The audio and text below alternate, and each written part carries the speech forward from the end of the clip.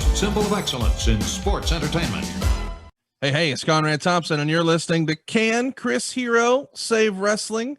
And of course, we're going to answer that today, but not without the help of the man with the plan, the guy who brought us here today, Mr. Chris Hero. Chris, how are you, man?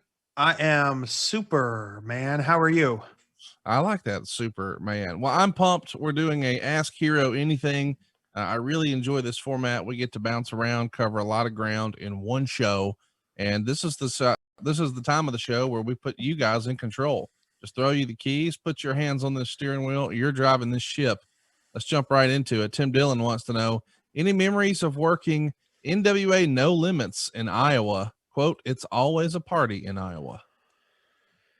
NWA No Limits. They had an agreement with Ian Rotten and IWA Mid-South in 2003, 2004, 2005, something, those 2-3 years. And I would go out and work for them in like Rock Island, Illinois, which is in the Quad Cities, Muscatine, Iowa, Burlington, Iowa. And there was, I believe it was an Econo Lodge that we would all stay at. And it was always a party. There were always, like 20, 30 wrestlers staying there. We'd have some kind of a double shot and cause a little chaos at the hotel. Friendly chaos, nothing detrimental, out of the 80s or anything. But funny story I remember is, I'm not sure the name for it, but the way this hotel was set up, there was like some kind of a waterfall inside, and there were like little balconies that overlooked onto the pool, but it was still very kind of homey. It wasn't like a huge, massive hotel.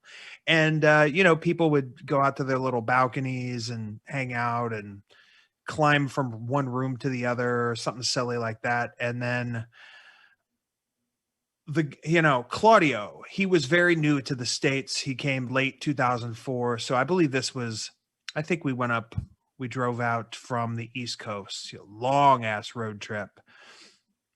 And Claudio is just like the most conservative, he'll hang out and have a good time, but he's not like a super party or anything. Very funny guy, but he's not going to, cause any kind of damage. But this night he was a little wound up, maybe jacked up on some Diet Pepsi or something. And we're hanging out by the balconies. There's people in the pool. And just to get a kick out of it, he took like one of the little lawn chairs that were in our balcony, and he takes it and he chucks it into the pool. And everybody it is so out of character for him to do anything like that, right? And we all just kind of stopped for a minute and we looked at him. Again, this is Claudio with hair, with like the little ponytail. We stop and we look at him and he goes, ECW, ECW. So just a very uncharacteristic moment for Claudio. Just a very fun time. What else do I remember? My last little story here is, I believe I was wrestling Brandon Tomaselli in a singles match. Sometimes before a match, your body plays tricks on you, your mind plays tricks on you. You'll think you have to go to the bathroom. You end up going to the bathroom 2 or 3 times. But I thought, man, I got to go drop a deuce. And you have that struggle. You're like, do I have time to do it? And usually by the time it takes to make that decision, you've missed your window. So I'm like, you know what? I'm just going to get it over with. I mean, I don't want the unforgivable to happen. So I am sitting in a stall and I'm, trying to take care of my biz. And sure enough, I hear my music. And fortunately at this time, the song that I had come out to as chosen by Ian Rotten was Kryptonite by 3 Doors Down. And I know seconds to make my entrance, before the song kicks in. So I am, that little guitar, bang, bang, bang, bang. And I'm like, oh man. And I'm just like, you still got to be tidy. You still got to, you don't want to rush yourself and make a bigger mess. So I'm like, okay. All right. Boom, boom, boom, throughout the door, come around. And it's funny because we're in just like a community center or a gym. So like I have to dart across people to get back to the locker room to come out the curtain. So, it's independent wrestling, right? So I make it through the curtain, boom, right on time. I'm like, all right, awesome. So I go to make my entrance. I hop up on the apron. I grab the corner turnbuckle, and I used to do this thing where I would put my foot on the bottom buckle and I'd flip myself over into the ring, using that bottom buckle as a little extra spring.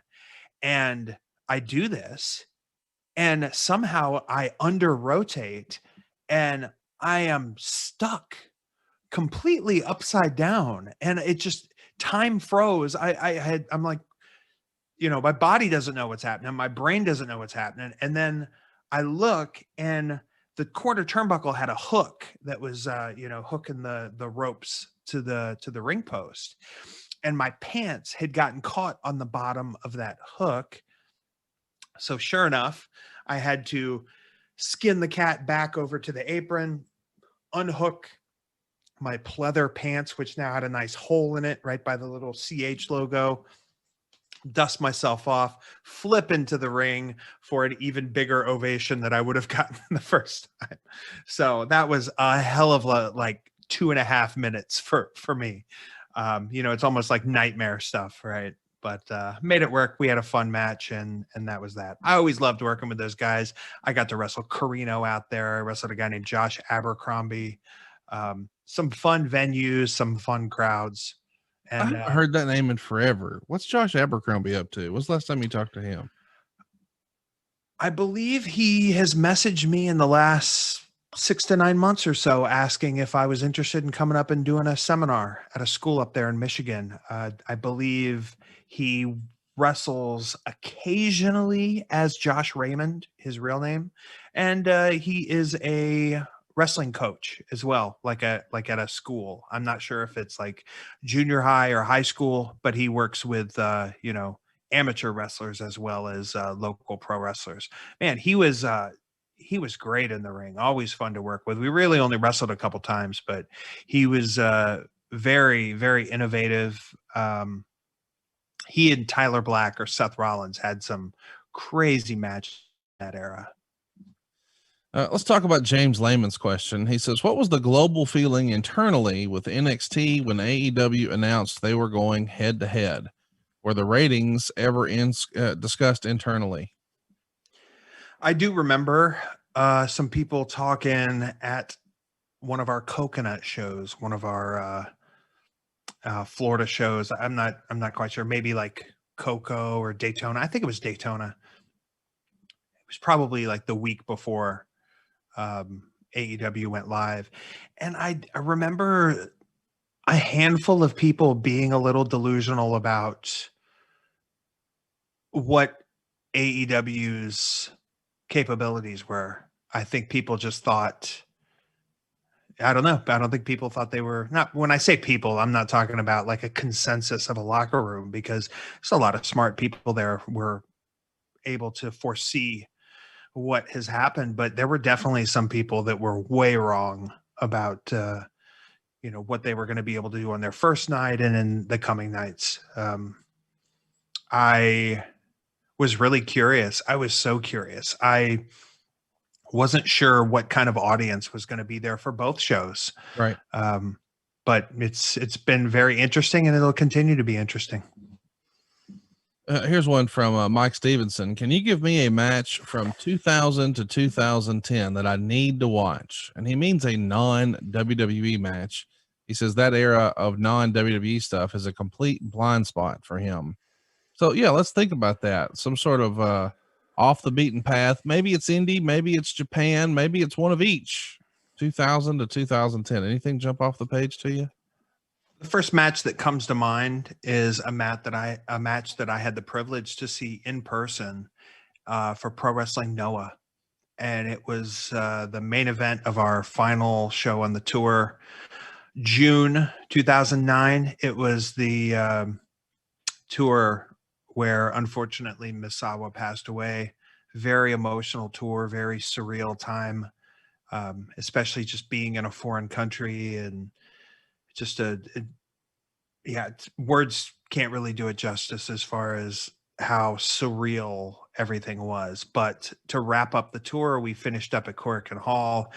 I had a singles match with a guy named Akihiko Ito, a young boy that had tremendous potential. He has since retired from wrestling, but I got to open the show, had a great match with him. It was just very fun. Crowd was awesome. The main event was Kenta and Go Shiozaki against Katsuhiko Nakajima and Kensuke Sasaki. So you have Kensuke, big final boss style wrestler, and his young boy Nakajima, who maybe one of the hardest kickers in pro wrestling. And then you have one of the other hardest kickers in pro wrestling in Kenta, and you have Shiozaki, who had won the GHC championship that tour. It had been held up. Akiyama had to vacate. And just, it was chops, kicks, and clotheslines. That was basically the gist of the match. And it was so emotional. Just incredible. And it does hold up. It obviously, for those watching it that weren't there and just don't have that context of being there and being in that moment, I don't want to say it'll underwhelm, but this is absolutely an incredible match. Like I said, June 2009, Nakajima, Kensuke Sasaki versus Go Shiozaki and Kenta. Incredible match. Just, so physical. That's the match that comes to mind. Here's a question from Don. He wants to know, who is one wrestler that you always wanted to face but never got the chance to? I talked about this on the last Wrestling Genius. The ones that come immediately to mind are Eddie Guerrero, Toshiaki Kawada, and Keiji Muto. Three guys that I admire their in-ring work so much, for a number of reasons. Muta specifically, I saw him in 1989, and I saw him hit a moonsault, and just his face paint and the mist. I was enamored. I had just gotten into wrestling, and I was watching the Rockers versus the Twin Towers and, guys like Demolition. And then you flip over the other channel and you see another guy with face paint, only he's doing backflips from the top rope and spitting green fog faces. It broke my brain. And he's a guy that is active right now. He's the GHC heavyweight champion.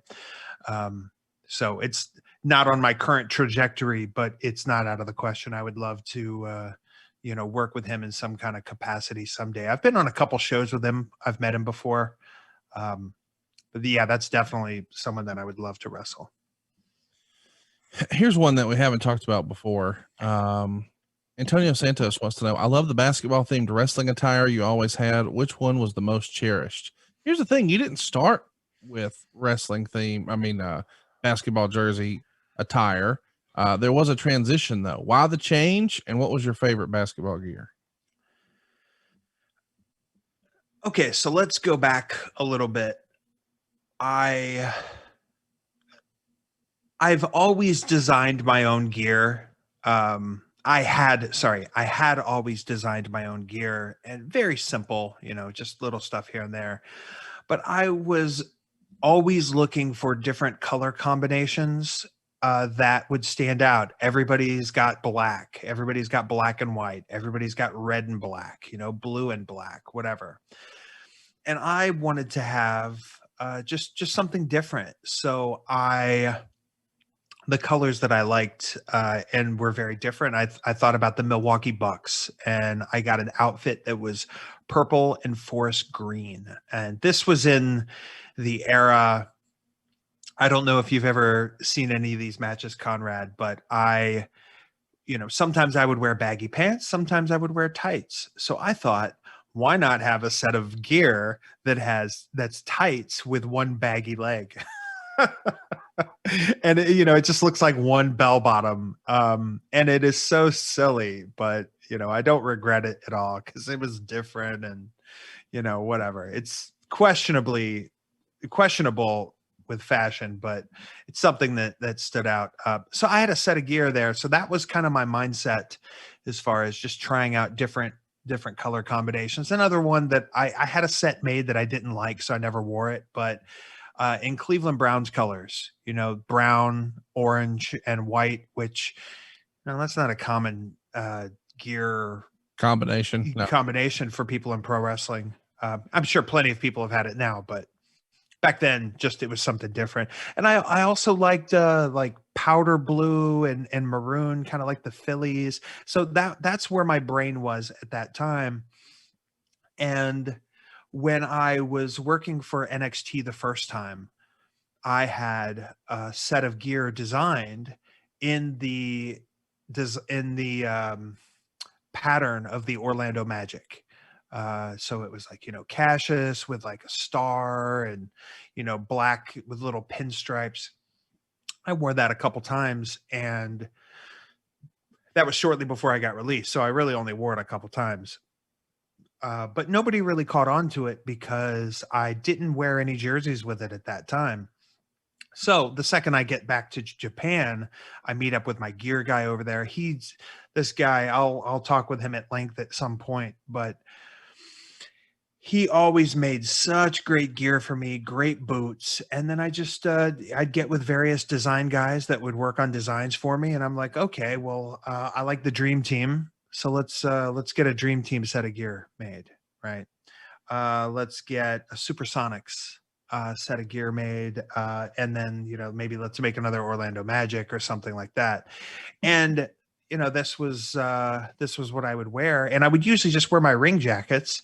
But then after a while, I'm like, man, I have all these jerseys, I have all these throwback jerseys. Let me start to show a little bit more of my personality, a little bit of my fandom. So it'd be like guys that I grew up watching. So if I'm wearing the Sonics gear, I've got a Sean Kemp jersey on. If I'm wearing the Denver Nuggets, I got a Mutombo jersey. If I'm wearing Atlanta Hawks, it's going to be Dominique or Spud Webb. And then once it kind of started catching on, I'm like, well, I need to get a Phoenix Suns set of gear, a Charles Barkley jersey. Then it's like, well, shoot, I have to get a Duke set, right? So I had my blue Duke set. And any number of jerseys that I could wear with that. So it just got to be really fun. And then I made some that I only wore once or twice. I've got like a Dallas Mavericks set that I wore in Texas, but then I also wore in Germany because I had a Dirk Nowitzki jersey, right? Which I don't even know if anybody cared, but it amused me. So as far as cherished, I really like the way the Duke set looked. I just was really happy with the way that came out, and was so happy that I got the same style made in NXT in purple. I got it in black on black, like triple black. And I also got it made in green that I just did not end up wearing. Didn't end up fitting right, and I got released.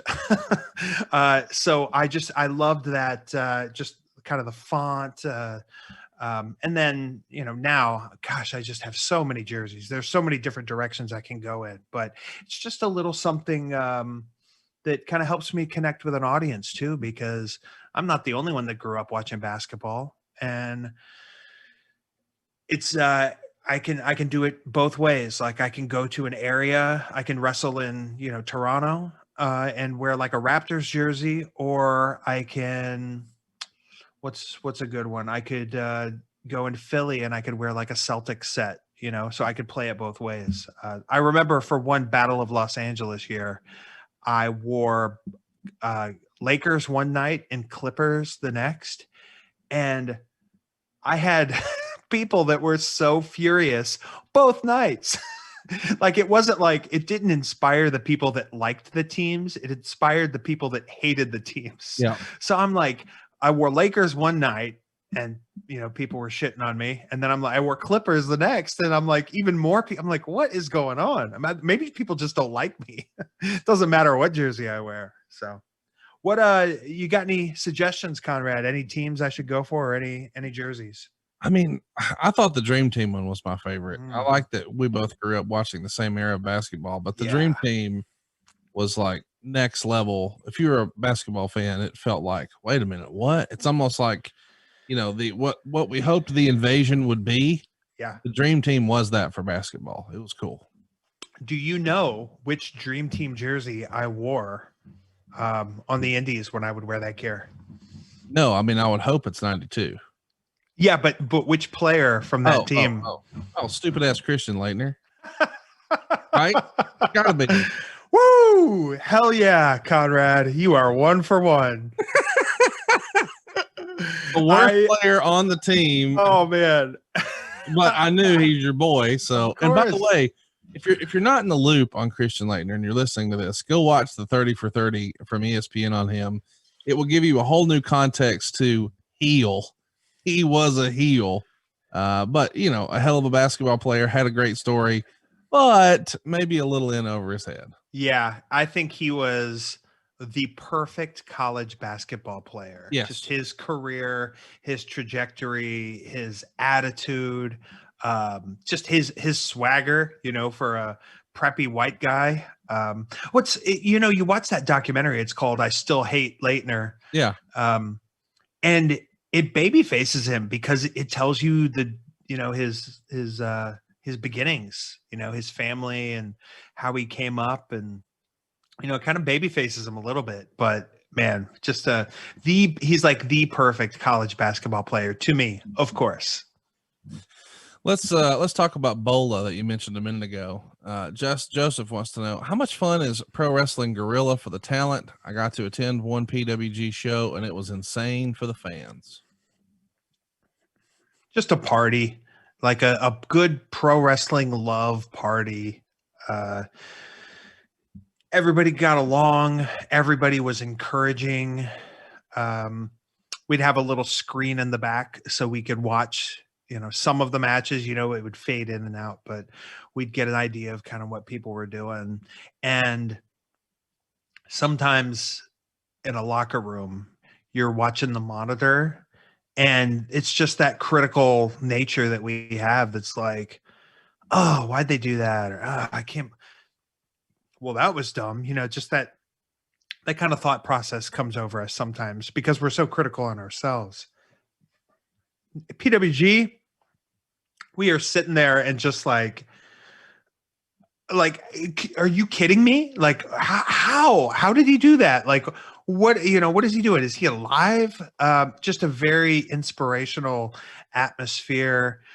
Those Battle of Los Angeles tournaments were grueling because sometimes you'd have 2-3 matches one night and the venue would be so hot and so packed in there, so much body heat from the audience, just, sticky beer on the ground, just one of a kind atmosphere. I always enjoyed wrestling there. And the audience, I mean, it's just a pro wrestling audience, man. They can make an okay match good, a good match great, and a great match, a unforgettable match that you'll never forget. I've had so many matches there that are just so, crystallized in my memory. Whether it was from the match, the reaction, something that happened in the crowd, just a great place to work. And I've actually never been to any of their shows in the new venue. Oh, wow. And I'm really curious to, see how that is. I mean, probably won't be for a little while. But I am eager to see what PWG looks like post pandemic. Speaking of PWG, Ryan has a question. Any stories about Super Dragon?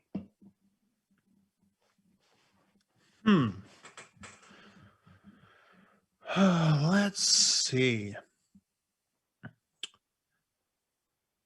Well, here's one for you.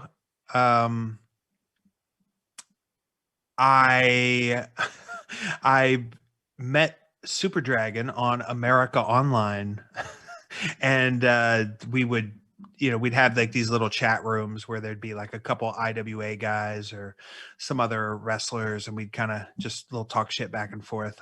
So I met Super Dragon online before he came to IWA Mid South in like late 2002. I believe it was TPI 2002, and that was the first time I met him.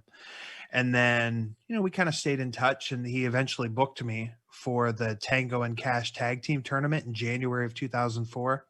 I teamed with Punk, and that was my first time working for PWG. It was probably one of their first 10 shows, I'd say.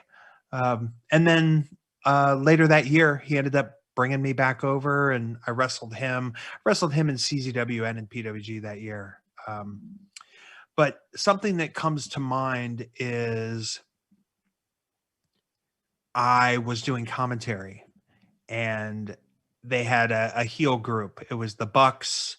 It was Super Dragon. Roderick Strong, I think, was in this group at the time. They had a couple different iterations of the group. And I don't remember the exact details, but they just beat the shit out of someone. They left them laying, right? And they're heels. And I'm on commentary, right? So I'm just sitting there, and the fans just kind of start looking back at me. And I'm like, no, don't look at me. Like, look at the match. Like, what are you doing? And then now it's gone from 10 people looking at me to 50 to 100. And like, I have to stand up at the desk. And now I'm basically getting called out by these ass kickers. And sure enough, I slide out and hit the ring, and the heels, like, they scurry. So I'm like, okay, cool. I got to save a little face, right? And then there's this guy, and I'm not sure if it's the same guy, but there's a guy that is just chanting Super Dragon, right? Much like the Botchamania videos. He's still Super Dragon. And then I just crawl out of the ring, and I get in this guy's face, and this guy is relentless. He is just, screaming in my face. And, I go up to him. I'm nose to nose with him, and he's not backing down at all. And then out of the corner of my eye, there's tassels flying up my face, and then I'm getting fucking super kicked by the Young Bucks. I'm like, oh my God, what is happening? And sure enough, I'm like, oh my God, I just start fighting back, and this is all impromptu. And I'm just like, I've got a buck over here. I've got a buck over here. I'm like, bam, bam, bam, bam, bam. And next thing you know, I'm in the ring. Super Dragon has me and gives me a psycho driver in the ring. And, he hadn't wrestled much in the previous years, and I hadn't worked with him since maybe like 2005 or something like that. And I'm upside down, landed on the top of my head. I'm like, what is going on? I'm like, this dude is crazy.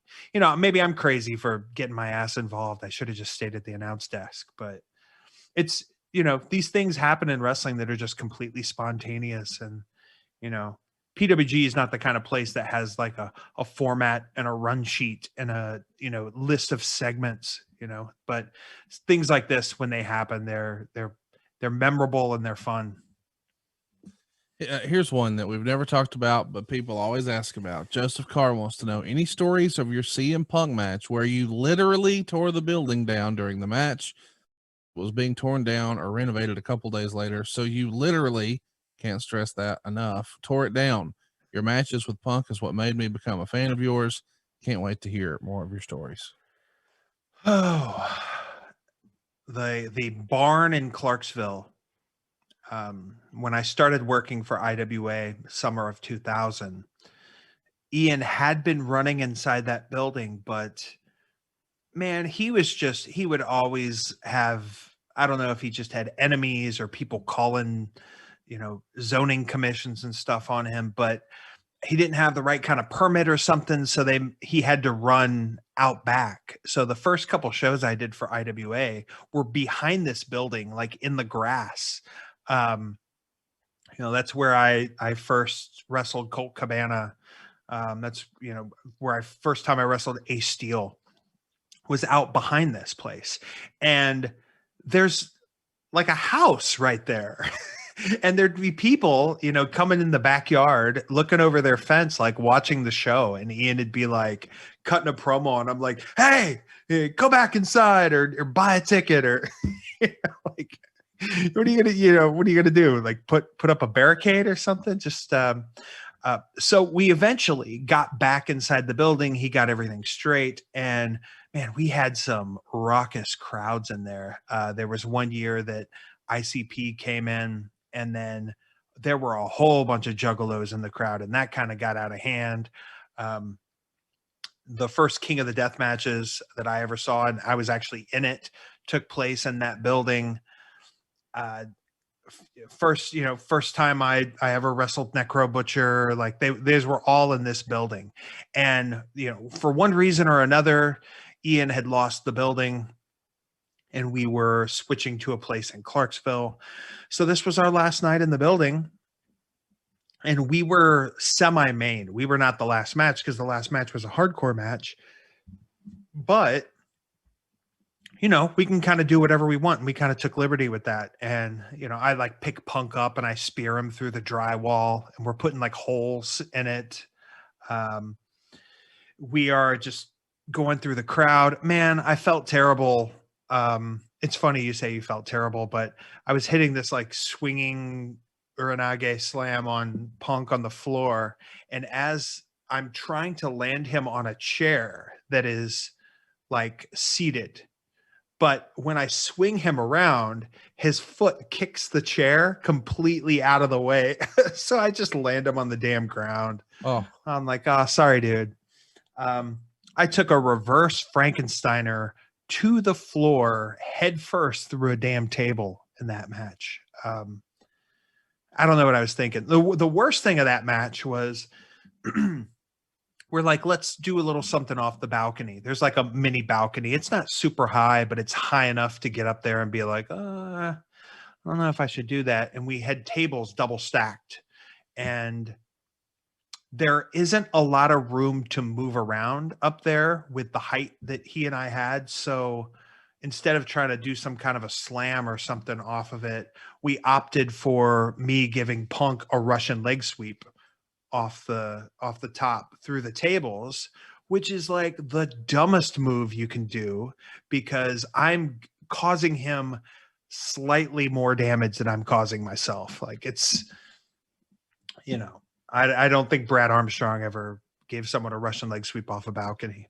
But no. So the worst part about this is I'm taller than he is. So when we melt through these tables like a knife through hot butter, man, we just bam, bam. And my head untucks, and the back of my head hits the concrete.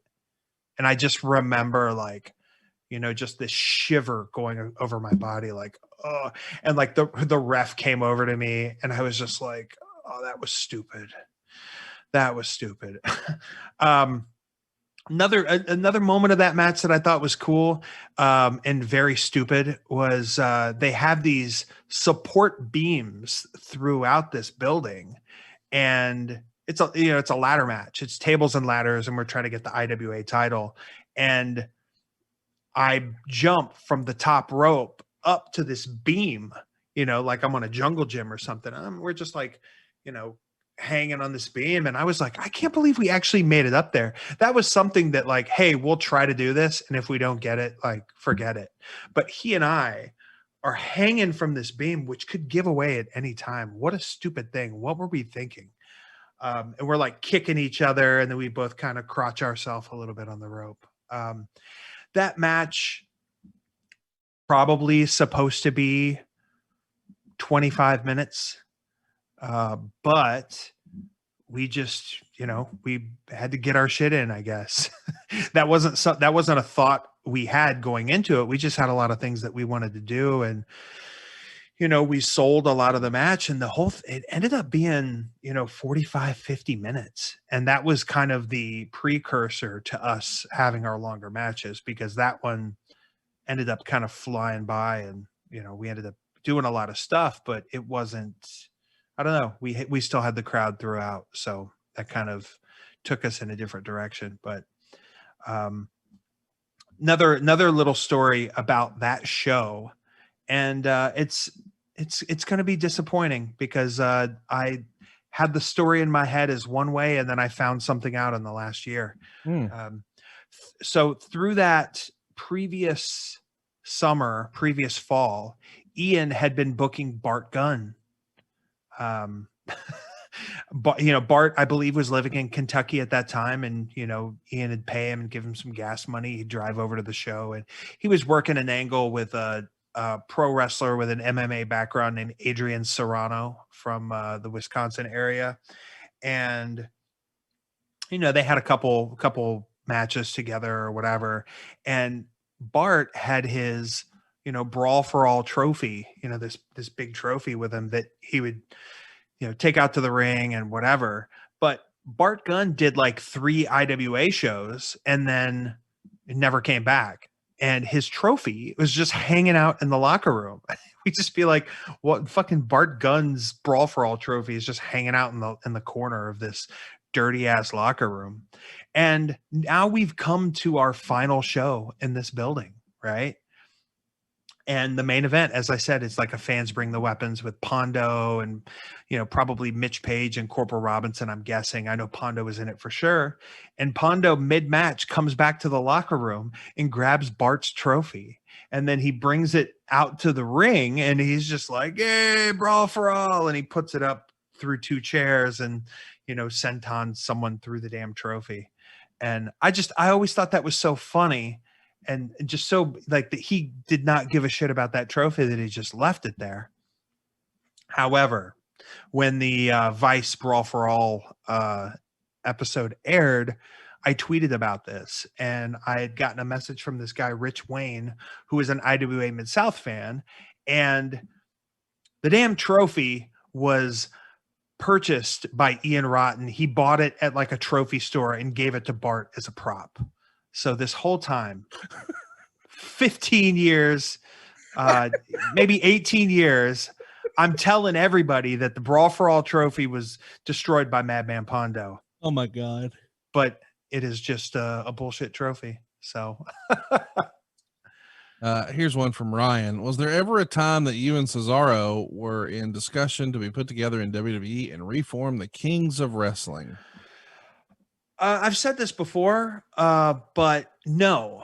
And the reason I say that is when we had our tryout, Hunter was very particular. He said, listen, if, we bring you guys in, we're bringing you guys in as, 2 separate individuals. And he just made a point that, especially at that time, there was just... The way tag teams were kind of looked at, they were just they preferred like guy and a guy as opposed to a team. They did have a couple teams at that era, but I think there was, something behind the scenes that's like, well, if we put all this time and effort and money into a team and then one of the guys gets hurt, that, sabotages the whole act. So there was a time period, and gosh, you could argue that time period is still going on, where tag teams were not treated the same way or pushed the same way or thought of the same way. So we always felt that if the time was right, we would have an opportunity to do something kind of as a one-off, and then, it might be something that would lead to something in the future. We always thought that, I wouldn't say always, but I just had that in the back of my head. Like, well, if it ever does happen, we have such great chemistry together and so much that we can do that people watching it won't expect anything, and then they'll be blown away.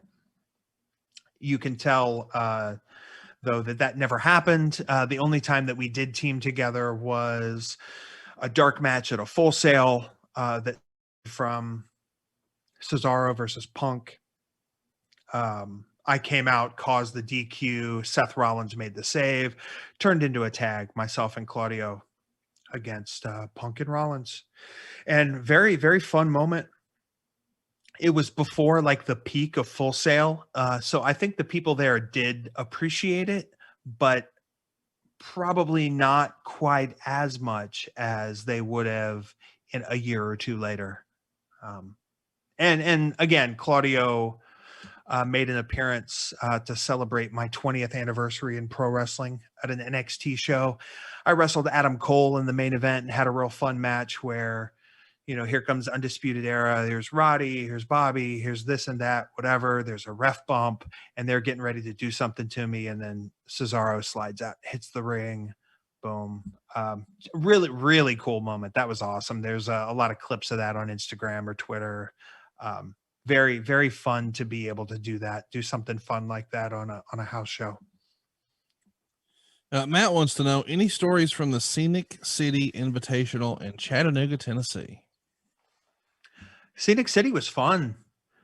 There was a diner attached to the hotel, pretty much, that everybody hung out at. You'd go there like, oh, I'm going to go grab some eggs or something. And you look and it's like, there's 50 wrestling fans in here. And they're all eating cake. Yeah, they're all eating pancakes. What is going on in Chattanooga? No, I got to have quite a few fun matches. I worked my way through the tournament and ended up in a 4-way final. Good area, good crowd, very diverse roster for that tournament. It was a lot of fun. Did you go to the prom? I did not. I don't believe the prom was a thing yet, but I have seen people talk about it on Twitter. Explain to some of our listeners who have no idea what I just said, what the hell we're talking about. I only have a vague knowledge of it. It's kind of like a little get together for the fans and they dress up. Is that correct? My understanding is when the matches are over, everybody goes and hangs out, and some people take it more seriously than others. Yeah. They'll come dressed up and have a nice corsage. We are into some weird stuff, you know. Yeah. What else do I remember?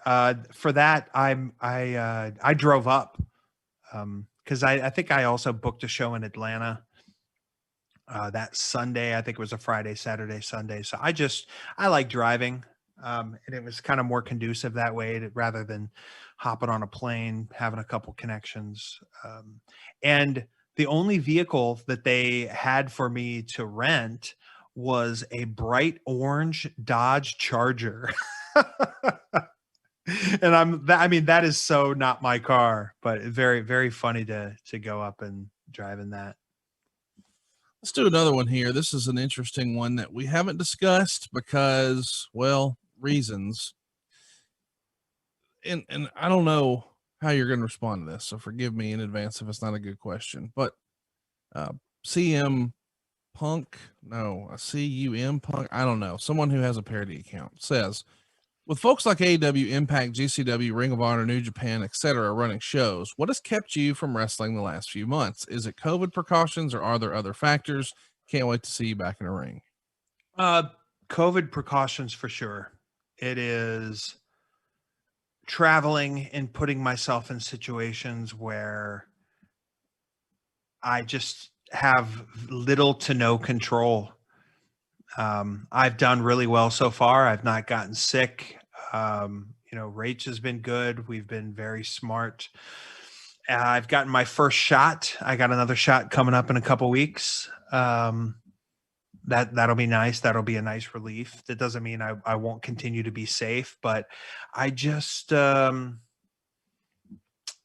wanted things to be a little bit more under control before I hit it again, because I'm kind of like an all or nothing kind of guy. If anybody's ever looked at my independent wrestling schedule, I'm the kind that will book a Thursday, Friday, Saturday, Sunday with a whole lot of travel in between, just because I want to have a lot of matches. I want to work in front of a lot of different crowds. I want to see a lot of places. But that is not really happening right now. They had a ton of shows, Mania weekend. They ran the Collective, months before that. And to varying degrees of success, some people were perfectly fine. Some people, got ill. And I just don't want to risk that. I've worked really hard so far, and now it's to the point where whenever I come back, whatever I do, I'm going to have a lot of eyes on me. There's a lot of people that have been wondering what I'm going to do and when I'm going to do it. So I'm going to make sure that whatever it is that I do, um, will make the most sense and will, have the greatest effect and something that I can build off of for the future. I'm not interested in just kind of doing something as like a one-off here or there. Um, that's more of something that I would do if I was working a full schedule and, pop over here as a surprise or, show up in a place that you wouldn't normally see me.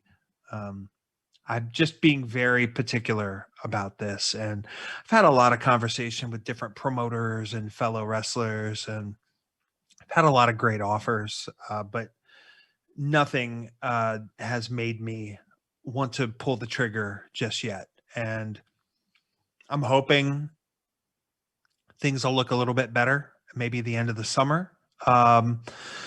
But I'm just kind of going to stay the course for the time being. Do you have a benchmark you want to meet? Like, hey, when I've had this and that, and there's been no this or that. I mean, what is the metric you're looking for before you say, okay, now's the time? It's not so much a metric as it is a feeling. And gosh, I remember when I've said this before. I was in England when a lot of the first stuff was going on about the virus, and flying home was when I started seeing people wearing masks and whatever. And I was one of the only people that I knew at that moment that was taking it seriously. I had medical professionals say to me, "Don't worry, it's just the flu." Yeah. Yeah. And I just had a feeling. I'm like, at that time, I was like, man, I don't think things are going to be close to normal again till the end of summer. And you should have seen the way people were looking at me back then. They're like, what? Like that long? Like, and back then I thought like that was a pretty good estimate. Yeah. Now we got another summer. Yeah. So it's not I obviously want to be fully vaccinated. And like I said, that's coming kind of soon.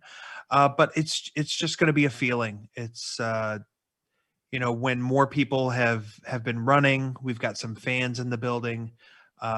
People are being safe, people are being healthy.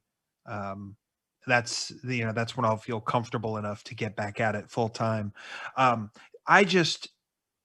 am just sickened by how inconsiderate some people are. And that is,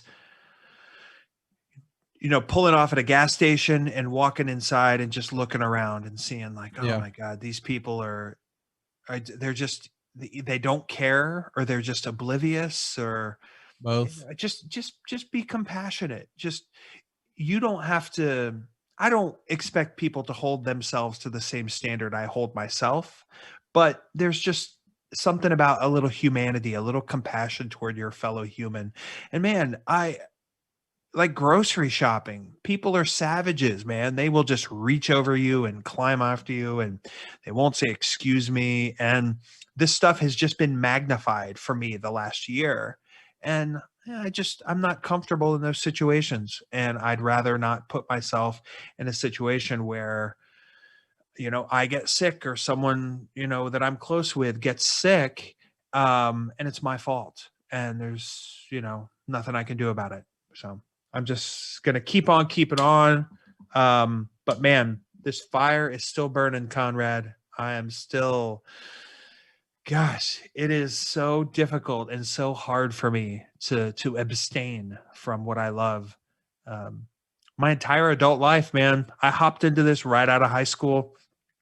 I've had 3 real jobs in my life that aren't wrestling related, and record store, shoe store, hotel.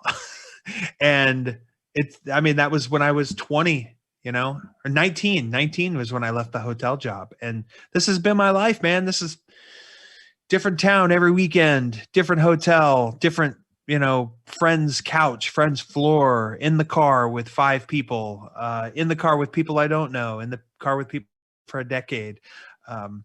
Just that, I miss it all. I miss the connection with fans. I miss seeing the familiar faces in the crowd. I miss the challenge that somebody has when I come there and I'm the name guy and I'm wrestling the local guy. I just miss that look in his face when he's trying to put together a good match with me, and then we just kind of go through this struggle together and we come out on the end, and now me and this guy have a bond. Like I just miss that whole process, and I just want to make sure that I can continue to do this at a high level for as long as I possibly can. I don't want to do anything, anything that will jeopardize that, especially since I've already waited so long. Here's one from Viking Ninja, sort of a follow-up to that question. When it's safe to do seminars, what would be some of the topics you'd be interested in conducting for yours? The last dozen or so seminars that I've done, I have the same kind of pattern that I do for all of them. And the reason I do things in this way, which I'll explain in a moment, is because if you come to hold a seminar with a set amount of material that you're going to cover from A to Z, whatever, you just run the risk of telling people stuff that they already know, telling people stuff that their wrestling brain doesn't have the capacity for just yet. Or if it's like drills and such, I'll find some people that they came there and they just love these couple things that we do. And then there's some people that it's just not what they're really interested in. Right. So what I like to do is I like to individualize my seminars now. And I always give them the opportunity. I say, hey, at the end of this, if there's anything you want to see in the ring, any questions you have for in-ring stuff, wait till the end and I'll hop in there and I'll show you, or we'll talk about it, whatever. But what I find to work best in these seminars is to just talk my ass off. And not just me. I want them to talk. I want to find out a little bit about the people in the seminar. So I'll ask their names and what their experience is.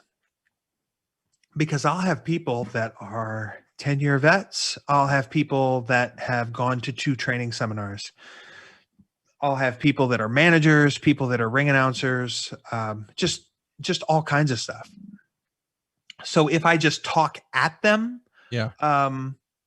I find that, some of them will find it very valuable and others will just kind of miss out on that opportunity. So I'll ask them their names, I'll ask them their experience, and also where they're from. I like to, kind of connect something to them. If I know where they're from, if I know what wrestling school they went to, that just gives me a little extra layer. Because I've had so many relationships in wrestling with different wrestlers, different schools, whatever, that it just kind of creates that bond a little bit more when you say, oh, I trained at Scott D'Amore's school. Like, oh shit, I know Scott. I remember when Alex Shelley and Petey Williams were training there. Or, oh, I go to the ROH dojo. Like, oh, okay, cool. So it just, I ask them those questions because I want to get to know them a little bit, right? Then if I have a while to talk, I'll ask them stuff like, what was it that made you want to become a wrestler? Like, what was it that hit that trigger that was like, okay, this is something I have to do? Because I think that tells me a lot about that person when they can give me information on what it was that inspired them. And then again, that's also, it just helps create that bond between me and them because I just get a bigger feeling for them. And then I ask, what do you think your strengths are? And what do you think your weaknesses are? Right. And I will get all kinds of feedback on this. And what's awesome is somebody will say, hey, my weakness, I'm not good at calling things in the ring on the fly. So I've got my little bit that's like, okay, well, get in your habit, figure out the moves that you do and just have them in your back pocket and have little sequences that you can do that are just come natural to you. Um, so that you don't have to memorize, I'm going A, B, C, D, E. It's like, oh, we're in the heat. I'm going to do stuff that I would do in the heat. We're chain wrestling. I'll do a couple things that I have in chain wrestling, and it's stuff that you can call in the ring. So when I talk about that, that's not just answering this person's question. There may be 2 or 3 other people that have that same issue. And then I'm kind of, crossing that one off the board. Then somebody will say, my weakness is my promos. And then I can talk for a little bit about promos. And then by the time we get through 15, 20 people, we've covered so many different topics of pro wrestling. And then it also loosens up the room. Everybody kind of has just a little bit better rapport with one another. And then, gosh, I'll do these seminars, and sometimes they're supposed to be 2 hours. Sometimes they're 3 hours. And we almost always go over because it's just, gosh, I love talking about wrestling. I mean, we're talking about wrestling right now, right? We're having a good time. Yeah. And it is just, so when I do that, no 2 seminars are the same. They're always different. They're always tailored to the individual. And then sometimes you just get some funny answers like, no shit. I did a seminar and this guy said his weakness was the girls in the crowd like him so much that their boyfriends always want to fight him, and it always causes problems for him. And I kind of looked around a little bit like, okay, cool. And he's being serious. Yeah. And then he also said my strength is I always got the flyest gear. Like my shit is always tight. I'm like, all right, hell yeah, man. I want to see you wrestle now. It's just, it's fun, man. So, if I were to do a seminar, it's also different depending on the level of experience, because I have to tailor how I talk about things to what their capabilities and capacity is. It's like when somebody is having their first 10 matches or so, and they'll pull me aside and say, hey, what did you think? I have to come up with a way to explain 2 or 3 things in a digestible format so that I don't overwhelm them. You're not, this is day 1 of English 101. You're not writing a fucking novel, right? You got to write the sentence first. You got to write a paragraph first. You got to write a chapter first. I think people get a little carried away and they will just okay, always do this, never do this, never about that, whatever. It's hard for me to just straight up critique a match when I don't know the person, because there's so much context that goes into that. So I have a couple people that will send me matches and we'll kind of talk about stuff, but it's always different because different experience, different situations, different context. I don't know what instructions they were given for the match. So like in NXT, for instance, people would ask me, hey, what'd you think of that? I would say, what did your producer say? So I already want to know what they got from their producer. And then I also want to know, okay, how much time did you have? What was the finish supposed to be? What was the story you were trying to tell? And then knowing those things, I can give a critique or 2. But if I just critique them without knowing any of that, I'll be shitting on them for something that their producer told them to do. I'll be, criticizing them for a finish that their opponent wanted them to do, so that's just kind of futile to just kind of blankly criticize someone. So you have to build up that context. And when I do those seminars, that just gives me that context for talking with people. Well, let's add a little context to one of our favorite segments here on the show. Some words of wisdom. You got any advice you can drop on us today, Chris? Yes, I implore you to watch as much of your show as possible. So when you have a match, it is so easy to just get wrapped up into putting your match together, hanging out in the locker room, talking with everybody. Next thing you know, the show's almost, halfway over and you're up next, right? If you can, get your match called early as possible, or get the bulk of it called so that you can have that in your brain and you kind of let it settle in, and find a place to watch the show. I realize this isn't always possible. I don't want people, sitting out in the crowd watching the match. I don't want people over at the gimmick table drawing attention away from the match to watch. But if you have a monitor, yeah, if you can poke your head out of the curtain, if you can find some kind of a little balcony to watch, I think it is so important to watch the match. And the reason I say this is, one, you can get a gauge for how the audience is. yeah. You can find out what they're buying, what they're not buying, which sections of the crowd are the most animated. You can get an idea for what finishes people are doing. You can see, how they're reacting to the heels, it's very important. It will help you perform better. I do realize it's not always possible. When it is impossible to watch the show, have a general idea of what the other people on the show do, so that you can, to not do the same exact move that this guy does, the same cutoff that this guy does, the same finishes that this guy does, whatever.